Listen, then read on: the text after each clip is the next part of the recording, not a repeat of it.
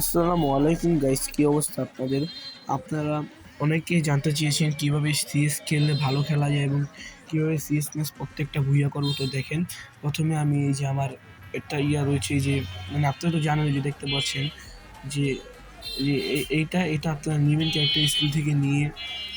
আপনারা প্রথমে এটা মেরে যে পজিশন নেবেন এবং অপেক্ষা করবেন যাতে অপোনেন্ট টিমের ১ থেকে ২ জন এনিমি যদি কমে যায় তাহলে আপনি আপনি রাশ করবেন, তাহলে ভালো হবে। তাই আমি অপেক্ষা করছি। আমার একটা টিমমেট শেষ এবং আমার অপোনেন্ট টিমমেটের একজন আছে, একজন শেষ। আমি তাই একটু পজিশন চেঞ্জ করলাম।